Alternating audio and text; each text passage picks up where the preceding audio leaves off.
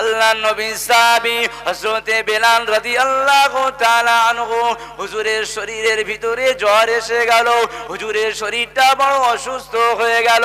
আল্লাহর নবী সাহাবী হযরত বেলাল রাদিয়াল্লাহু তাআলা আনহু শীতের রাতে ঠক ঠক করে কাঁপতে লেগেছে বাবা। এমন সময় মালিকটা হাজির হয়ে গেল। মালিক যখন হাজির হয়ে গেল বেলালকে বলতে লেগেছে, এ বাবা বেলাল শোনো বাবা শোনো, আজকের এই রাতে আমি কিছু গম দিচ্ছি বাবা, এই গমটাকে পেশাই করে দিতে হবে, গমটাকে কুটে দিতে হবে বাবা। বেলালের শরীর খারাপ, মালিক ওখানে দিয়ে চলে গেছে। হযরতে বেলাল মালিকের কথা অমান্য করে আবার শুয়ে রয়ে গেছে। কিছুক্ষণ পরে মালিক যখন আবার দেখতে আসে, এ নবী প্রেমিকেরা, এ রাসূলুল্লাহ দিওয়ানারা, বেলালের শরীর খারাপ, বেলালের জায়গায় বেলাল ঘুমিয়ে আছে আর গমের জায়গায় গম রয়ে গেছে। মালিক যখন এসে দেখছে বেলালের জায়গায় বেলাল শুয়ে আরাম করছে আর গমটা গমের জায়গায় পড়ে আছে, মালিক কিছু না বলে বাড়ি থেকে চাবুক নিয়ে চলে আসে। চাবুক যখন নিয়ে এসে বেলালকে মারতে লেগেছে বাবা, বেলালকে প্রহার করতে লেগেছে। এ নবী পাকের প্রেমিকেরা, এ রাসূলুল্লাহ দিওয়ানারা, হযরতে বেলালকে এত মারে, এত প্রহার করে বাবা, শরীর থেকে পোশাকটাকে খুলে নিয়ে খালি গায় খালি আসমানের নিচে দাঁড় করিয়ে দিয়েছে। শীতের রাতে বেলাল ঠক ঠক ঠক ঠক করে কাঁপতে লেগেছে। বেলালের মালিক বলতে লেগেছে, বাবা বেলাল শুনে রেখে দাও, আজকে রাতে তোমাকে এই খালি গায়ে আর খালি আসমানের নিচে তোমাকে দাঁড় করিয়ে দিলাম, আজ রাতে এই গমগুলো তোমাকে পেশাই করতে হবে। এ রাসূলুল্লাহ দিওয়ানারা, ও আল্লাহ পাকের নেক বান্দা বান্দিরা, হযরতে বেলাল কাঁদতে লেগেছে। এত কান্না কাঁদে, এত কান্না কাঁদে, বেলাল বর্ণনা করছে, আমার পাশ দিয়ে দিন দুনিয়ার বাদশা হাবিবুল্লাহ নবী মুহাম্মদুর রাসূলুল্লাহ সাল্লাল্লাহু আলাইহি ওয়াসাল্লাম হুজুর হেঁটে যেতে লেগেছে। হুজুর যখন হেঁটে যেতে লেগেছে, আমি বেলাল আমার কান্নার আওয়াজটা আমার নবী পাকের কানে পৌঁছে গিয়েছিল। আল্লাহর নবী বলেছিল, কে ওখানে কাঁদে, কি হয়েছে বলো? বেলাল বলেছিল, কে আপনি? বেলাল বলেছিল, কি হবে জিজ্ঞাসা করে? জিজ্ঞাসা তো সবাই করে, উপকার কজন করে? উপকার কজন করে? বেলাল বলছে, আমি খুব দৃঢ় কণ্ঠে বললাম, রাগান্বিত হয়ে বললাম, আপনি জিজ্ঞাসা করছেন উপকার করে কজন? জিজ্ঞাসা তো সবাই করে, কিন্তু আমাদের এখানে কিছু হয়ে গেলে কেউ অনেকে জিজ্ঞাসা করে না, কি হয়েছে কি হয়েছে, উপকার করে সবাই। তাই বেলাল বলছে, আমি রসুলকে বললাম, তখনও কিন্তু বেলাল কে রসুল কে দিন দুনিয়ার বাদশা হাবিবুল্লাহকে কি চিনতো না। তাই বেলাল বলছে, আমি দৃঢ় কণ্ঠে বললাম, আপনি আমাকে জিজ্ঞাসা করছেন কি উপকার করবে? আমার নবী কিছু না বলে বাড়িতে চলে গেলে। মুসলমানের ছেলেরা শুনে রেখে দাও, এ রাসূলুল্লাহ দিওয়ানারা, ও আল্লাহ পাকের নেক বান্দা বান্দিরা, আল্লাহ পাকের নবী দিন দুনিয়ার বাদশা হাবিবুল্লাহ নবী মুহাম্মদুর রাসূলুল্লাহ সাল্লাল্লাহু আলাইহি ওয়াসাল্লাম বাড়িতে পৌঁছে গেলেন। বাড়িতে যাওয়ার পরে এক গ্লাস দুধ নিয়ে আর কিছু খোরমা নিয়ে আর একটা কম্বল নিয়ে বেলালের কাছে আগিয়ে আসে। একটু একটু করে আগিয়ে এসে বেলালকে বলতে লাগে, ও বাবা বেলাল, যাও যাও, তুমি একটু আরাম করতে লাগো, তোমার শরীরটা বড় অসুস্থ, যাও এই খুরমাটা খেয়ে নাও, দুধটা খেয়ে নাও, কম্বলটা নিয়ে বেলাল তুমি আরাম করো, আজকে তোমার ভাগে, আজকে তোমার হয়ে আমি রাসূলুল্লাহ সারা রাত ধরে গমটাকে কুটে দিচ্ছি। আল্লাহ পাকের নবী হযরতে বেলালকে পাঠিয়ে দিয়ে দিলেন। বেলাল যখন ঘুমিয়ে পড়ে গেল, আল্লাহ পাকের নবী দিন দুনিয়ার বাদশা হাবিবুল্লাহকে নবী মুহাম্মদুর রাসূলুল্লাহ সাল্লাল্লাহু আলাইহি ওয়াসাল্লাম সারা রাত ধরে বেলালের হয়ে গমটা কুটে দিয়ে বেলাল যেখানে ঘুমিয়েছিল হযরতে বেলালের মাথার ধারে রেখে দিয়ে আমার আপনার নবী বাড়ি চলে গেলেন। এ নবী পাকের প্রেমিকেরা, এ রাসূলুল্লাহ দিওয়ানারা, আল্লাহর নবী যখন বাড়িতে চলে গেলেন, বেলাল ঘুম থেকে উঠে দেখছে মাথার ধারে গম গমগুলো কোটা রয়েছে, মাথার ধারে গমগুলো পেশা রয়েছে। বেলালের মালিক চলে এলো, বেলালের মালিক চলে আসার পরে ওই গমগুলো নিয়ে আবার চলে যায়। আবার দ্বিতীয় দিন হয়ে গেল, তখনও বেলাল বলছে আমার শরীরটা তখনও সুস্থ হয়নি।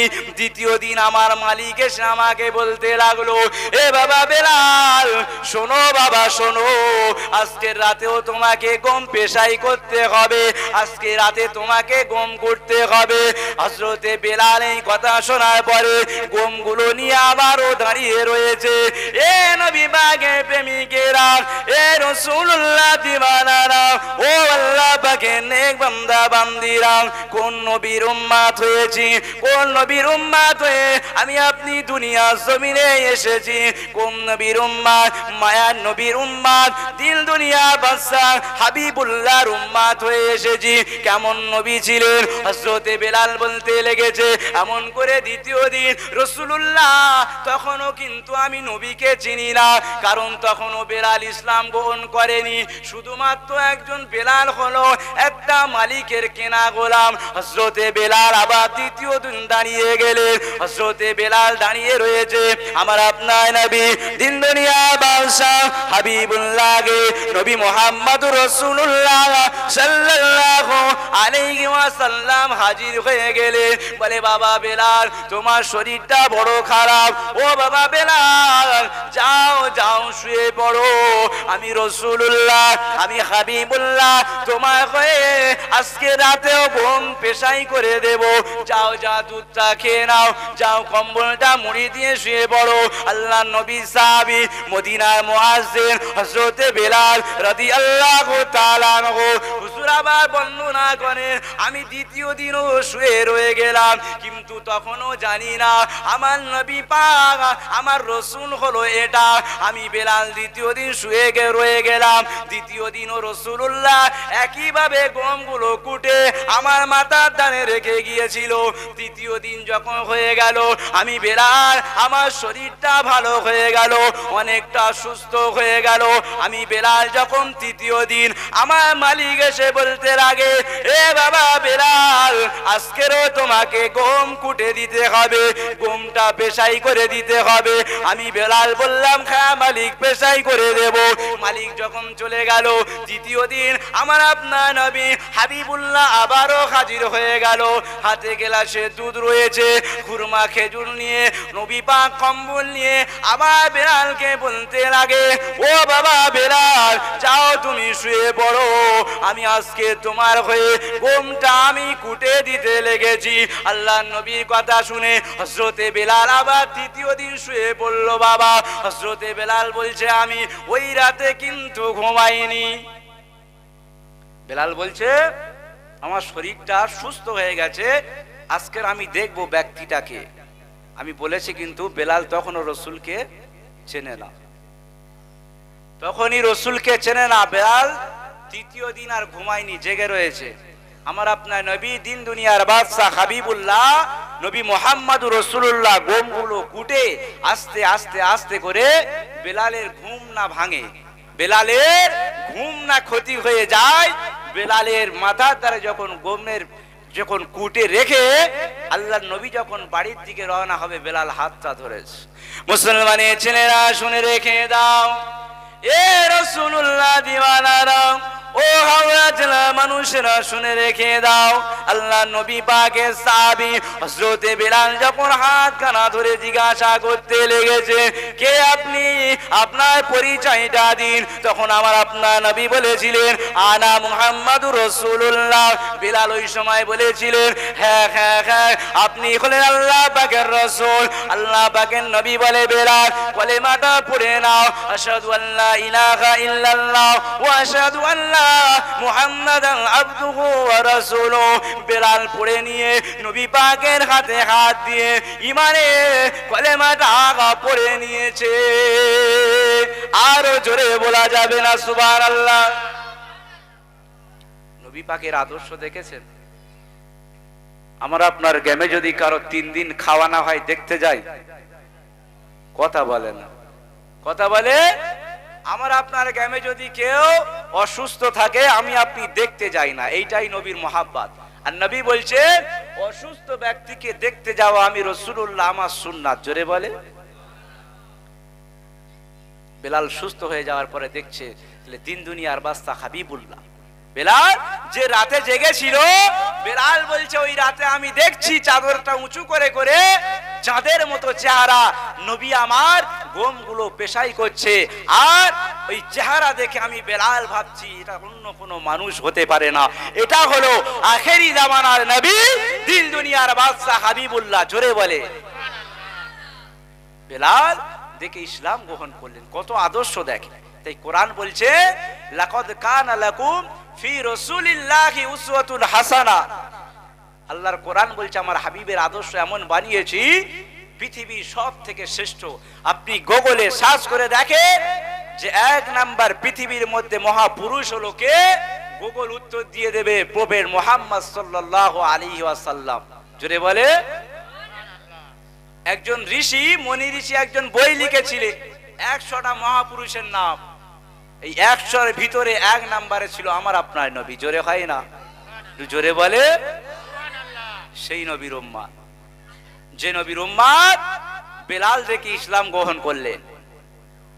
মুসলমানের ছেলেরা শুনে রেখে দাও, এ রাসূলুল্লাহ দিওয়ানারা, ও আল্লাহ পাকের নেকবান্দা বান্দীরা, হযরতে বেলালের খবরটা মদিনায় পৌঁছে গেল। বেলাল ইসলাম গ্রহণ করেছে। বেলাল নবী পাকের হাতে হাত দিয়ে কলেমা খানা পড়ে মুসলমান হয়ে গেছে। মদিনায় খবর যাওয়ার সঙ্গে সঙ্গে মদিনা তোলপাড় হয়ে যায়, বেলাল মুসলমান হয়ে গেছে। বেলালের মালিকের কানে যখন খবর হয়ে যায়, বেলালের মালিক এসে বেলালকে বলতে লাগে, ও বাবা বেলাল, কি ব্যাপার, কি ব্যাপার, তোমার নামে শুনছি তুমি নাকি মুসলমান হয়ে গেছো, তুমি নাকি ইসলাম গ্রহণ করেছো।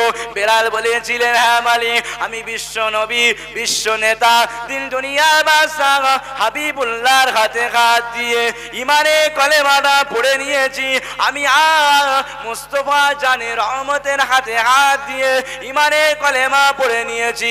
মালিক বলতে থাকে, বেলাল এখনো সময় আছে, এখনো সময় আছে, কলেমা পড়েছো কেন, এখনো সময় আছে, মুহাম্মাদের রাস্তা থেকে সরে আসো। বেলাল বলেছিল, মালিক শুনে রেখে দাও, আমার জান নবী পাকের কদমে কুরবান হয়ে যাবে, তথাপি মুস্তাফা জানের রহমতের কথা আমি ভুলতে পারবো না, তথাপি মুস্তাফা জানের রহমতের রাস্তা থেকে আমি সরবো না। এ নবী পাকের প্রেমিকেরা, ও আল্লাহ পাকের নেক বান্দা বান্দীরা, হযরতে বেলাল যখন এই কথা বলে দিয়েছে, হযরতে বেলালের মালিক বাবা বেলালকে এত অত্যাচার করতে লেগেছে, এত প্রহার করতে লেগেছে, কিতাবের ভিতরে পাওয়া যায় হযরতে বেলালের শরীর থেকে পোশাকটা খুলে নিয়ে এত প্রহার করতে লেগেছে, বেলালের শরীরটা রক্তাক্ত হয়ে গেল। গরম বালির উপরে বেলালকে বেঁধে টানতে লেগেছে বাবা। বেলাল তথাপিও বলতে লেগেছে, যত ইচ্ছা আমাকে মারো, জান যতক্ষণ আছে আমি মুস্তাফা জানের রহমতের প্রেম থেকে সরব না। আরো জোরে বলেন সুবহানাল্লাহ। যখন খবর হয়ে গেল বেলাল ইসলাম গ্রহণ করেছে, বেলালকে এত অত্যাচার করলো, বেলাল একটাই কথা বলেছিল যে মুস্তাফার গোলাম যখন হয়ে গেছি জানও চলে যাবে, কিন্তু মুস্তাফার গোলামি ছাড়বো না। জোরে বলেন সুবহানাল্লাহ। জোরে বলতে পারলেন না?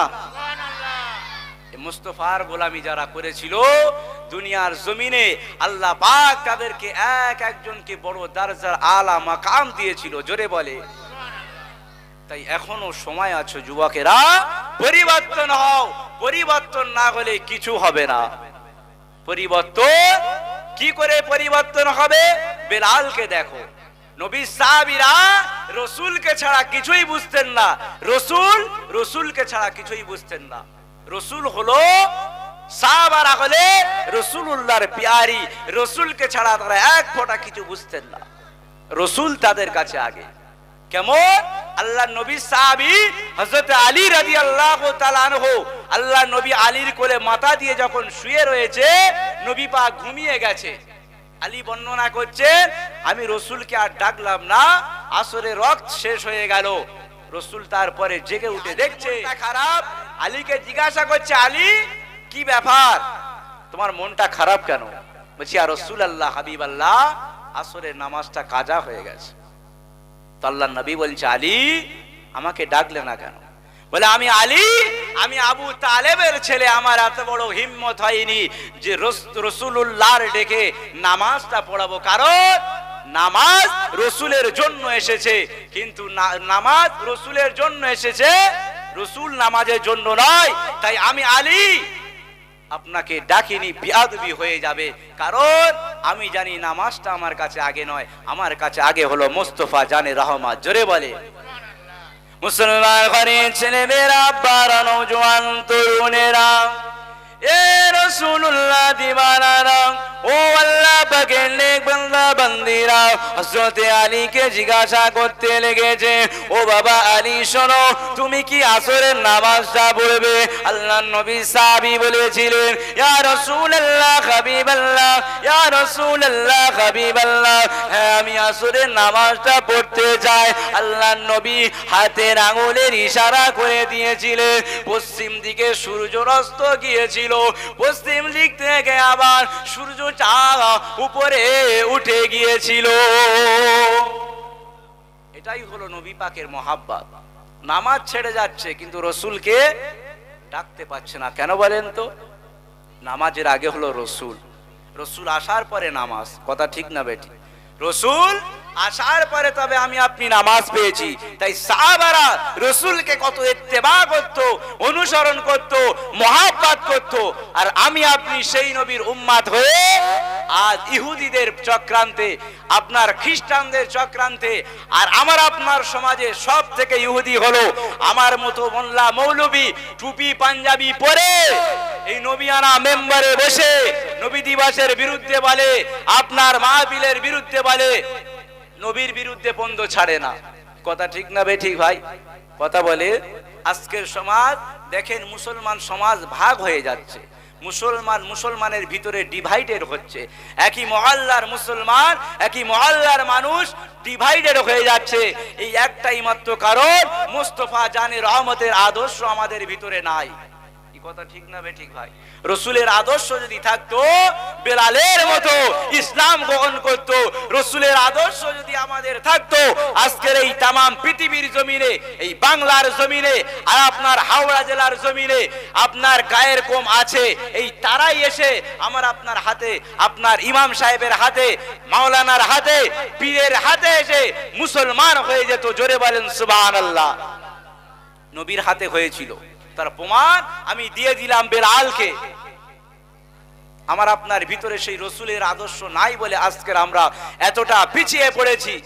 মুসলমান সমাজ অনেকটা পিছিয়ে পড়েছে, তার একটি মাত্র কারণ হলো মানুষের সঙ্গে মানুষের আর মিল নাই। যদি মানুষের কিছু পয়সা হয়ে যায়, কোন মানুষের যদি অর্থ হয়ে যায়, তার অহংকারটা যখন বেড়ে যায়, তার পাশ থেকে গেলেও কথা বলে না। কথা বলে? কথা বলে না। এই থেকে তার অহংকার আস্তে আস্তে বেড়ে যায়। যেমন অনেকে পৃথিবীর জমিনে ছিল, ফেরাউন, নমরুদ, হিটলার, আপনার আবু জেহেল, সবাই ছিল। সবাইকে আল্লাহ পাক নাম নিশানা দুনিয়ার জমিন থেকে ধূলিসাৎ করেছিল। কথা ঠিক না বেঠিক? তাই আমি আপনি যদি অহংকার করে থাকি, কোনো লাভ হবে না। কেন বলেন তো? কেন বলেন তো? ফেরাউনও ছিল মিশরের বাদশা। কোথাকার বাদশা বলে? মিশরের বাদশা ফেরাউন। এই ফেরাউনকে একদিন আল্লাহ নাম নিশানা মিটিয়েছিল। সাদ্দাত নিজে জান্নাত তৈরি করেছিল। আবু জেহেল রাসূলকে বিপদে ফেরার জন্য কুয়া খুলেছিল, রাসূলের কিন্তু কোনো ক্ষতি করতে পারেনি।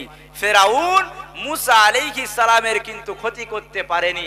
সাদ্দাত জান্নাত করেছিল, জান্নাতে ঢুকে কিন্তু একবার দেখার সুযোগ হয়নি। কথা বলে না? জান্নাতে যে ঢুকবে, হযরতে মালাকুল মউত এসে জানটা কবজ করে নিয়েছে। বলে আজরাইল একটু অন্তত সময় দাও, আমি এত টাকা খরচ করে জান্নাত তৈরি করেছি, আমাকে একটু সময় দাও, তারপর আল্লাহর ডাকে আমি সাড়া দেব। আজরাইল বলল না, দুনিয়ার জমিনে জান্নাত তৈরি করেছো আমার আল্লাহর থেকে বড় হয়ে গেলে তুমি, তথাপি তোমার জান্নাতে তুমি প্রবেশ করতে পারবে না। তোমার জান্নাতে তোমাকে যেতে দেয়া হবে না, এটা হলো আল্লাহর হুকুম। সাদ্দাত নিজে অহংকার করে পয়সা দিয়ে জান্নাত তৈরি করেও যেতে পারে না। আর আমার আপনার মহল্লার কিছু মানুষ, পৃথিবীর কিছু মানুষ, বাংলার কিছু মানুষ মনে করে আমি বড় একজন ওলামা, মুফতি, হযরত হয়ে গেছি, জান্নাত আমার জন্য কেনা হয়ে গেছে। না, অত সহজ নয়, অত সহজ নয়। ইসলাম অনেক কঠিন, এই মানতে গেলে অনেক সময় লাগবে, কোরআন বুঝতে গেলে অনেক সময় লাগবে, শরিয়াত বুঝতে গেলে আপনাকে অনেক সময় লাগবে। এই বুঝতে গেলে এই সব মজলিস করতে হবে না, হবে না? এইসব মজলিস, এই আলোচনা কথা হবে, এসব কথা এই মজলিসে আলোচনা হবে। যদি বলেন মসজিদে ইমাম সাহেব কতক্ষণ বক্তব্য দেবে, 15 মিনিট 20 মিনিটে কত কথা বলবে, নামাজ, রোজা, হজ, যাকাত আরো অনেক আছে, কতক্ষণ বলবে? তার জন্য এই মজলিস কায়েম করা দরকার। শুধু আপনাদের এখানে কেন, বাংলার জমিনে, সারা পৃথিবীর জমিনে এই ওয়াজে মজলিস কায়েম করেছিল কে বলেন তো? একজন কায়েম করেছিল বাংলার জমিনে, তিনি হলো মুজাদ্দিদে জামান, আমিরুশ শরিয়াত, পীর আল্লামা সাইয়্যিদিনা ইমাম আবু বকর সিদ্দিকী রহমাতুল্লাহ আলাইহি। আর আপনার এখানে নাম কি বলেন তো, আজান গাজী রহমাতুল্লাহ আলাইহি, এনারা এইগুলো চালু করে দিয়েছিলেন কেন বলেন তো? যাতে করে মুসলমান সমাজ আমরা দুনিয়া থেকে চলে যাওয়ার পরে অজ্ঞ না হয়ে যায়, মূর্খ না হয়ে যায়, শরিয়াতের জ্ঞান তাদের ভিতরে যেন থাকে, কোরআনের জ্ঞান যেন তাদের ভিতরে থাকে। এই মজমাগুলো এই জন্য তারা কায়েম করেছিল।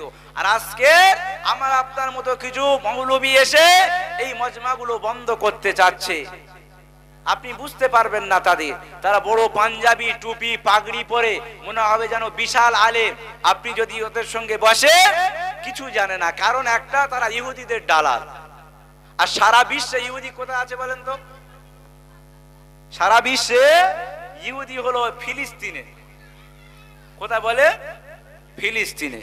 এই জায়গায় ইহুদি। এই ইহুদিদের এত বড় চক্রান্ত, একটা কথা আমার মনে পড়ে গেল, নবী পাকের লাশ চুরি করতে গিয়েছিল, এটা অনেকে শুনেছেন মনে হয়। নবী পাকের লাশ চুরি করতে গিয়েছিল, তা কিভাবে ধরা পড়লো? তখন বাদশা ছিল হযরতে জাহাঙ্গীর রহমাতুল্লাহ আলাইহি। বাদশা জাহাঙ্গীর এশার নামাজ পড়ে ঘুমিয়ে গেছে, একটু বলি নাকি? এশার নামাজ পড়ে ঘুমিয়ে গেছে, ঘুমিয়ে যাওয়ার পরে স্বপ্ন দেখছে, রাসূলুল্লাহ স্বপ্ন দেখাচ্ছে। বাদশা জাহাঙ্গীর, শোনো, আমি বড় বিপদে রয়েছি, আমি অনেক বিপদে রয়েছি, আমার ক্ষতি হয়ে যেতে পারে, তুমি দেখো মদিনার জমিনে আমাকে ক্ষতি করার জন্য লোক এসেছে। বাদশা জাহাঙ্গীর ঘুম থেকে উঠে দেখছে যে কি স্বপ্ন দেখলাম, রাসূলের স্বপ্ন তো মিথ্যা হতে পারে না। বুখারী শরীফের হাদিস, আল্লাহর নবী বলেছেন, আমার চেহারা যে দেখলো 100% সত্যি দেখলো, আর যে আমার চেহারা দেখলো তার জন্য জান্নাত ওয়াজিব হয়ে গেল। জোরে বলেন সুবহানাল্লাহ। কারণ রাসূলের চেহারা তো জাহান্নামের হারাম করেছে, রাসূলকে দেখা জান্নাত দেখা। তাই বাদশা জাহাঙ্গীর বলছে নিশ্চয়ই কোনো গড়বড় রয়েছে, না তো রাসূল কেন স্বপ্ন দেখাবে। যাক, ওযু করে আবার 2 রাকাত নামাজ পড়ে বাদশা জাহাঙ্গীর ঘুমিয়ে গিয়েছে। দ্বিতীয়বার আবার স্বপ্ন দেখে, মুসলমান ঘরের ছেলে মেয়েরা, আব্বারা, নওজোয়ান তরুণেরা, এ রাসূলুল্লাহ দিওয়ানারা, ও আল্লাহ পাকের নেক বান্দা বান্দিরা, বাদশা জাহাঙ্গীর আবার দ্বিতীয়বার স্বপ্ন দেখতে লাগলো। যখন দ্বিতীয়বার স্বপ্নটা দেখে নিল, আস্তে আস্তে করে উঠে আবার ওযু করে আবার 2 রাকাত নফল নামাজ পড়ে নিয়ে আল্লাহর কাছে দোয়া করতে লাগে, ও রব্বি আল্লাহ পাক, ও রব্বি আল্লাহ, আমি কি স্বপ্ন দেখলাম? বিশ্ব নবী আমাকে স্বপ্ন দেখালো, আপনার হাবিব আমাকে স্বপ্ন দেখালো। হাত দুখানা তুলে মোনাজাতটা শেষ করে দিয়ে আবার শুয়ে পড়েছে বাবা। আবার মাঝরাতে স্বপ্ন দেখতে লেগেছে, এ বাদশা জাহাঙ্গীর, আমি রাসূল বলছি বাবা, বসে থেকো না বাবা, আমার বড় বিপদ হয়ে যাবে, বড় ক্ষতি হয়ে যাবে। বাদশা জাহাঙ্গীর তাড়াতাড়ি করে উঠে ওযু করে আবার নামাজ পড়ে আবার বার হয়ে গেল বাবা। সকাল সকাল বার হয়ে গেল, মদিনার খবর হয়ে গেল, রাসূল রাসূলুল্লাহ বড় বিপদ, রাসূলুল্লাহ বড় ক্ষতি হয়ে যাবে। বাদশা জাহাঙ্গীর এমন করে যে দুটো ব্যক্তি স্বপ্নে দেখেছিল, আল্লাহর নবী পাক বিশ্ব নবী আমার বাদশা জাহাঙ্গীরকে দুজনকে দেখিয়েছিল। ওই দুজন ব্যক্তি মদিনার জমিনে রয়েছে। বাদশা জাহাঙ্গীর এমন করে বাবা ওই দুইজন ব্যক্তিকে খুঁজতে আরম্ভ করে দিল। এ রাসূলুল্লাহ দিওয়ানারা, ও আল্লাহ পাকের নেক বান্দা বান্দিরা, বাদশা জাহাঙ্গীর রহমাতুল্লাহ আলাইহি হুজুর আমার ওই দুটো ব্যক্তিকে খুঁজতে লেগেছে বাবা। অনেক দিন হয়ে গেল, এক সপ্তাহ দু সপ্তাহ হয়ে গেল, তথাপি তাদের খোঁজ পাওয়া যায়নি।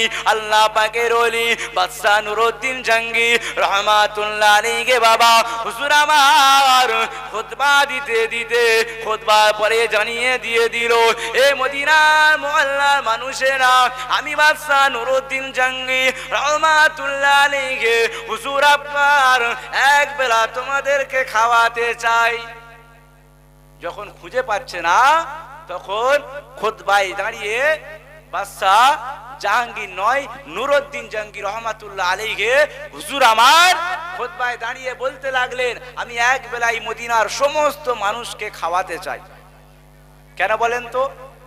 এর মাকসাদ হলো সেই দুজন ব্যক্তিকে দেখতে হবে যেটা রাসূলুল্লাহ বাদশা নুরউদ্দিন জাহাঙ্গীর রহমাতুল্লাহ আলাইহি স্বপ্নে দেখিয়েছিলেন।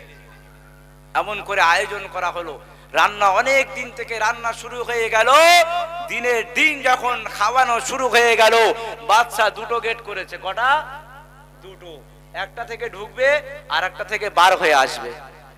একটা থেকে ঢুকলে তখন তো চিনতে পারবে, আর যদি কোনো মতে ভুল হয়ে যায় আবার যখন বার হবে ওখানেও লোক আছে তাদেরকে চেনার জন্য।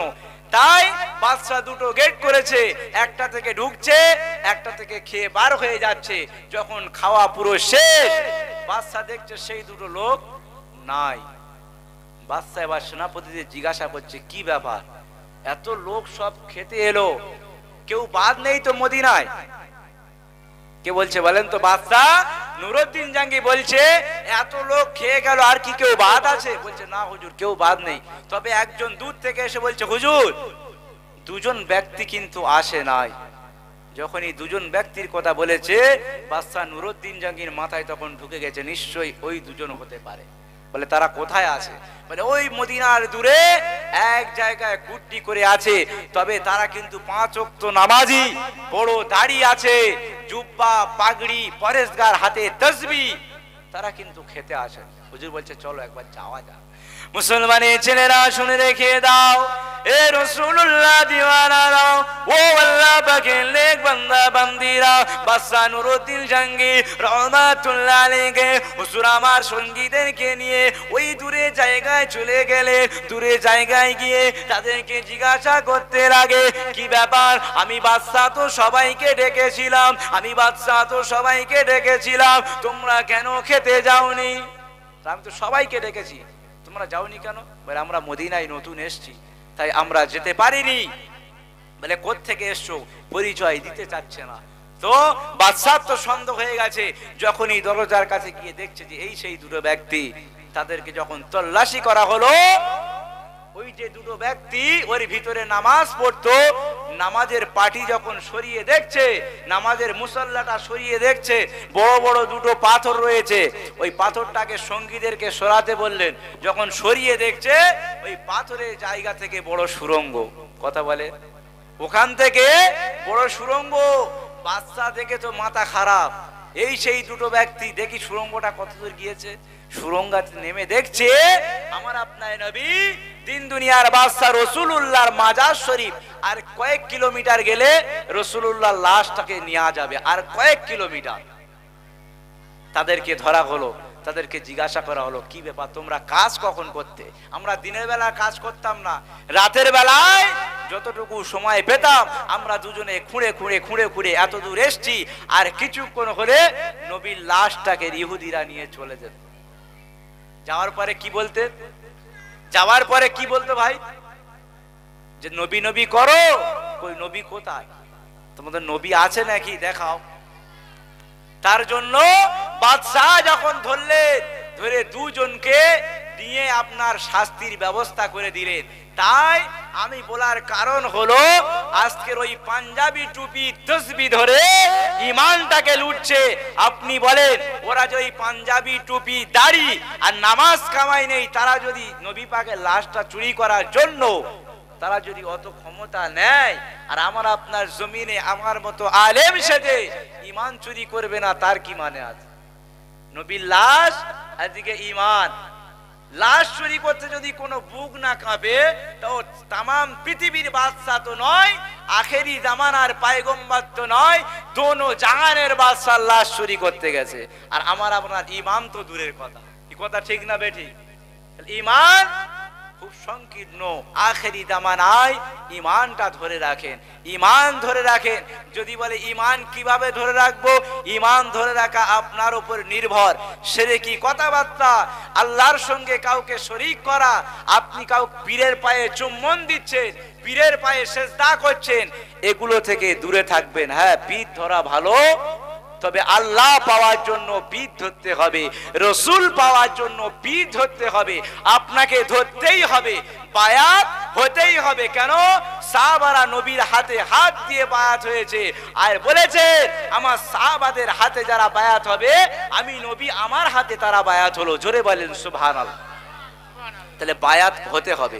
আপনি চাইলেন আপনারা সুফি আজান গাছি রহমাতুল্লাহ আলাইহি হাতে হাত দিয়ে যারা মুরিদ হয়েছে, তাদের হাত থেকে আপনারা মুরিদ হচ্ছেন, এটাই হলো মুরিদ। তবে আরো পীর রয়েছে সমাজে, তাদের সেই পীরগুলোর চরিত্র এমন, আপনি ওই পীরের চরিত্র দেখে, ওই পীরদের চরিত্র দেখে ভালো ভালো আল্লাহর ওলিদের পীরের গায়ে কলমের দাগ উঠে যাচ্ছে। কি যাচ্ছে না? ওই পীররা, যে সমস্ত পীর সেজে আছে, পীর তো নয়, ভণ্ড, তাদের পায়ে চুম্মা দিচ্ছে। আপনার মহিলারা, মেয়ে ছেলেরা গিয়ে চুমা দিচ্ছে, সেজদা করছে। এই হচ্ছে মাথা। এই মাথাটা সেজদার জায়গা হলো কোথায়? একমাত্র রবের কাছে। রবের কাছে মাথাটা ঝুঁকবে, দ্বিতীয় কোনো মানুষের কাছে নয়। তাহলে আজকে দুনিয়ার জমিনে যারা এই মাথা ঝোঁকাচ্ছে, চাদর চড়াচ্ছে, আগরবাতি জ্বালাচ্ছে, মোমবাতি জ্বালাচ্ছে, তাদের দেখে ভালো ভালো আল্লাহর ওলির দরবারগুলো বদনাম হয়ে যাচ্ছে। খবরদার, যে যেখানে আছেন সঠিক জায়গায় থাকবেন, কারোর কথায় কান দেবেন না, আল্লাহ আল্লাহ রসুলকে নিয়ে থাকেন। আখেরি জামানায় আমার নবী বললেন, এ আমার সাহাবায়ে কেরামেরা, এ আমার উম্মতেরা শোনো, আখেরি জামানায় বেশি ফিতনা ফাসাদ হবে। আমি নবী পাক আমার হাদিস রেখে গেলাম, আমার সাহাবাদেরকে রেখে গেলাম, আর আল্লাহর কোরআন আছে। এই তিন চারটে জিনিসকে মেনে চলো, পৃথিবীর জমিনে কাউকে লাগবে না, আমার আল্লাহ জান্নাত তোমাকে দিয়ে দেবে। জোরে বলেন সুবহানাল্লাহ। তাহলে পরিবর্তন হও, পরিবর্তন হও। মুসলমানের ছেলেরা শুনে রেখে দাও, এ রাসূলুল্লাহ প্রেমিকেরা, ও আল্লাহ পাকের নেক বান্দা বান্দীরা, যুবকেরা শুনে রেখে দাও, এখনো সময় আছে বাবা, এখনো সময় আছে। পরিবর্তন হয়ে যাও, মসজিদে মুখী হয়ে যাও, মসজিদে নামাজটা ধরে নাও, মসজিদে নামাজটা আদায় করো বাবা। ইমানটাকে ঠিক রাখো, রাসূলুল্লাহ সুন্নতকে রাখো, দাড়ি মোবারককে রেখে দাও। পৃথিবীর জমিনে আমার আল্লাহ পাক তোমাকে কয়েকটা দিন সময় দিয়েছে। আমার আল্লাহ পৃথিবীর জমিনে তোমাকে পরীক্ষার জন্য পাঠিয়েছে। পৃথিবীর জমিনে বছর বছর যেমন পরীক্ষা হয়, একটা বছর তুমি কেমন পড়েছো বাবা, পরীক্ষা তোমাকে প্রমাণ করে দেবে। আর পৃথিবীর জমিনে আমার আল্লাহ আমাকে আপনাকে 60 বছর সময় দিয়েছে, 70 বছর সময় দিয়েছে বাবা, 50 বছর সময় দিয়েছে। 70 তো টপকাচ্ছে না। এ নবী পাকের প্রেমিকেরা, আমার আল্লাহ এই সময় দিয়ে দেখতেছে আমার বান্দা বান্দীরা কত পড়াশোনা করছে, পরীক্ষা কেমন করে লিখবে। আল্লাহ পাক জানিয়ে দিয়ে দিলে পৃথিবীর জমিনে তোমরা পরীক্ষার হলে রয়েছো, পরীক্ষাটা ওই দিনে হবে, রেজাল্টটা ওই দিনে পাবে, সেটা হলো কিয়ামতের ময়দান। পৃথিবীর জমিনে যেমন পরীক্ষা হয়, রেজাল্ট একটা বছর পাও, আমার আল্লাহ বলছে ওয়েট করো, তোমার যখন কিয়ামতের দিন তোলা হবে, তখন তোমার কত কি করেছো তোমাকে সব হিসাব দেখিয়ে দেওয়া হবে। যদি নেকি বেশি হয় জান্নাত, আর গুনাহ যদি বেশি হয় জাহান্নাম। ঠিক না বেটি? পরীক্ষায় যেমন লিখলে পাস, আর যদি আপনি লিখতে না পারেন ভুল লেখেন ফেল। কথা ঠিক না বেঠিক? এই আল্লাহ পাক এই সিস্টেমটা বলে দিয়েছে যে পৃথিবীর জমিনে থাকতে থাকতে আমি আল্লাহ পাক আমি আল্লাহ পাক জানিয়ে দিই, পৃথিবীর জমিনে থাকতে থাকতে তোমরা কবরের মালপত্র সামান গুছিয়ে এসো, যাতে জান্নাতে যেতে না অসুবিধা হয়। কথা ঠিক না বেঠিক? দরুদ শরীফ। আমি যদি হতাম মদিনার বুলবুলি, উড়ে উড়ে দেখিতাম মদিনার অলি গলি। আমি যদি হতাম মদিনার বুলবুলি, উড়ে উড়ে দেখিতাম মদিনার অলি গলি। হৃদয়ে শীতল করা সেই মদিনার বাতাস, মুছে যাবে মনের জ্বালা পেলে সুবাস। হৃদয়ে শীতল করা সেই মদিনার বাতাস, মুছে যাবে মনের জ্বালা পেলে সুবাস। মিটবে পিপাসা দেখিলে রওজার জালি, মিটবে পিপাসা দেখিলে রওজার জালি। উড়ে উড়ে দেখিতাম মদিনার অলি গলি। আমি যদি হতাম মদিনার বুলবুলি, উড়ে উড়ে দেখিতাম মদিনার অলি গলি। দিন রজনী রইতাম হচ্ছে গম্বুজের প্রাণে, প্রাণ ভরে দিতাম সালাম নূর নবীর শানে। দিন রজনী রইতাম হচ্ছে গম্বুজের প্রাণে, প্রাণ ভরে দিতাম সালাম নূর নবীর শানে। গুনগুনিয়ে গাইতাম আমি দরুদের কলি, গুনগুনিয়ে গাইতাম আমি দরুদের কলি। উড়ে উড়ে দেখিতাম মদিনার অলি গলি। আমি যদি হতাম মদিনার বুলবুলি, উড়ে উড়ে দেখিতাম মদিনার অলি গলি। শুনতাম মসজিদে নববীর মধুর আযান, সুরে সুরে উড়তাম মদিনার আসমান। শুনতাম মসজিদে নববীর মধুর আযান, সুরে সুরে উড়তাম মদিনার আসমান, মদিনার আসমান। ডানা মেলে সাফ করিতাম মিম্বরের বালি, ডানা মেলে সাফ করিতাম মিম্বরের বালি। উড়ে উড়ে দেখিতাম মদিনার অলি গলি। আমি যদি হতাম মদিনার বুলবুলি, উড়ে উড়ে দেখিতাম মদিনার অলি গলি। আমি যদি হতাম মদিনার বুলবুলি, উড়ে উড়ে দেখিতাম মদিনার অলি গলি।